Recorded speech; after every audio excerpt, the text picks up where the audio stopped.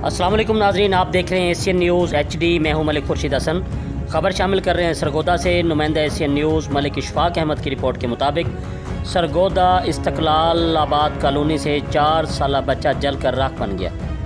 तफसीलात के मुताबिक सरगोदा इस्तकलाल आबाद कॉलोनी में वालदैन की गफलत से बच्चा जान की बाजी हार गया। बच्चे ने घर से माचिस उठाई और कार में बैठकर आग जलाने की कोशिश की तो गाड़ी में आग भड़क उठी। वालदैन बेखबर रहे और बच्चा जलकर राख हो गया। रेस्क्यू 1122 की टीम ने मौका पर पहुंचकर आग बुझाई और बच्चे की जली हुई लाश को गाड़ी से निकाला। वाक़े की इतला मिलते ही इलाके में कोहराम मच गया। वालिदैन शिद्दत गम से नढाल। जी, मज़ीद ख़बरों से बाखबर रहने के लिए देखते रहिए एशियन न्यूज़ HD।